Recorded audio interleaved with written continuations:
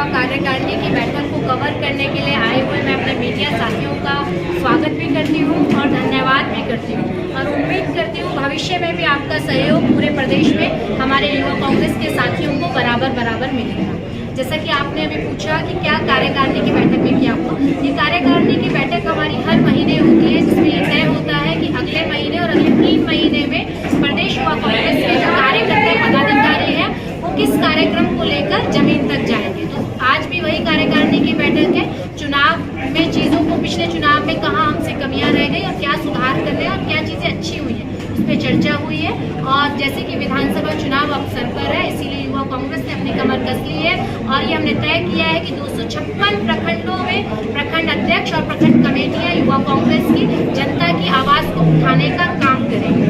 इसी दिशा में हमारे साथ अभी प्रदेश अध्यक्ष, जो हमारे मेन कांग्रेस के प्रदेश अध्यक्ष हैं, बड़े भाई राजेश जी आए हैं, उनका भी मैं स्वागत करती हूँ।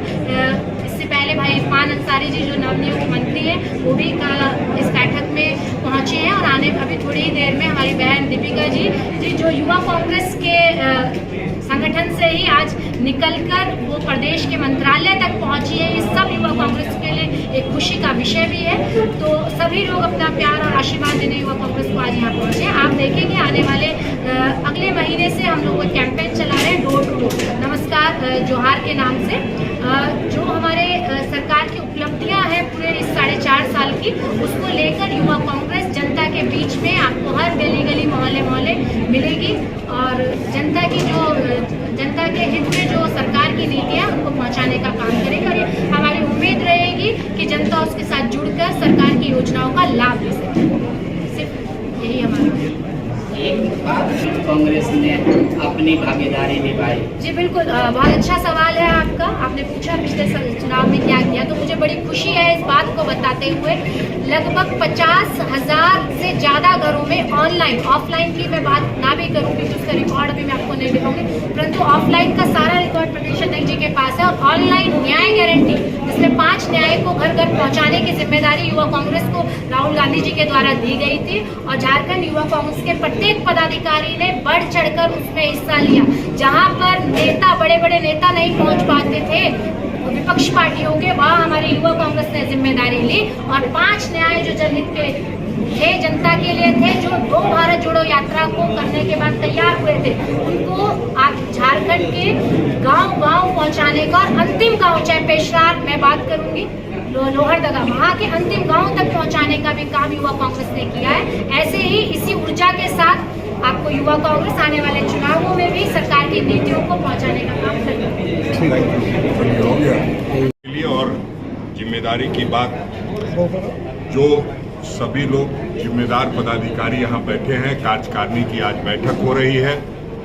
हर महीने में इस तरह की बैठक की जाती है और जो पिछला चुनाव हुआ है उस पर चर्चा हुई है, जो आने वाला चुनाव है उस पर चर्चा हो रही है, किस मुस्तैदी के साथ कैसे गारंटी कार्ड को पहुंचाने का काम युवा कांग्रेस ने किया और कहां कमी रह गई उम्मीदवार की वजह से या अन्य किसी वजह से। सभी लोगों के फीडबैक को ले रहा हूं। मैं समझता हूं कि जिस तरह के फीडबैक आए हैं और जिस तरह से हार से भी हम लोगों ने सबक लिया है, जीत से भी कुछ सीखने को मिला है, तो वो परिणाम अब आने वाले चुनाव में, जो विधानसभा का चुनाव होने वाला है, उसमें दिखाई देगा।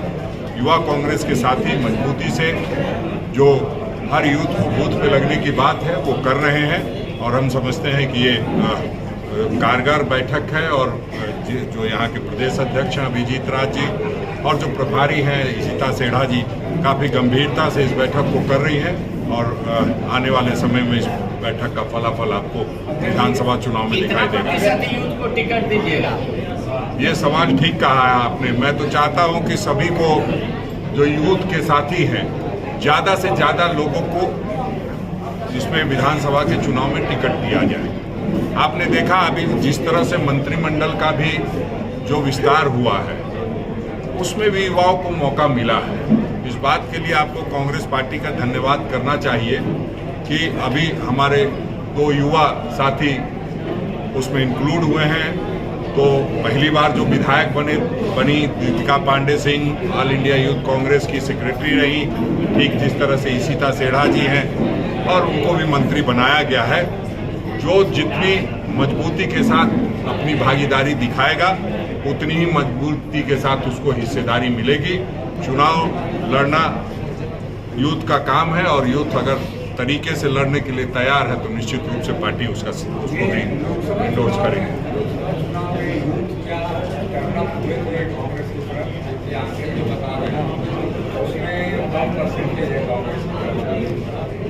नहीं, देखिए, अगर आप किस लिहाज से यूथ को देखते हैं वो देखने की बात है। नजरिया अपना अपना है, कोई खाली देखता है, कोई भला देखता है। तो आप अगर देखेंगे तो इधर भी आपको यूथ दिखाई देगी। रांची जो उनसे ज्यादा तो मैं समझता हूँ यूथ कोई हो नहीं सकता है। जो यूथ कांग्रेस की एंट्री का समय होता है उससे वो तुरंत से यूथ चुनाव लड़ी है। आपने देखा धनबाद में भी यूथ, आप केंद्र त्रिपाठी जी का भी उम्र 60 नहीं हुआ, 51 के ही है। हाँ, 51 के ही है, जस्ट यूथ कांग्रेस क्रॉस किए हैं। तो यूथ का मतलब सिर्फ युवा ही नहीं, युवा सोच रखने वाला भी व्यक्ति होना चाहिए। वैसे लोगों को सम्मान जरूर दिया गया। हाँ, भागीदारी सब में बढ़नी चाहिए, लेकिन बुजुर्गों का सम्मान भी हमको करना है और युवाओं को साथ लेकर के चलना है, उनके जोश को साथ लेकर चलना है और उसका एक मिला जुला प्रयास हम लोग करते रहें।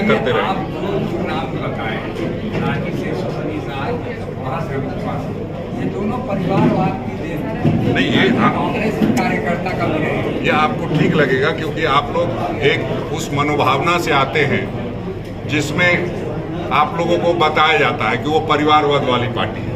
बगैर मेरे तो किसी का काम नहीं चल रहा है। सीता सोरेन जी को ले जाकर के भारतीय जनता पार्टी से लड़वाना पड़ा, गीता कोड़ा जी को यहाँ से ले जाकर लड़वाना पड़ा। तो ये सवाल भारतीय जनता पार्टी से पूछिएगा तो ज़्यादा अच्छा होगा।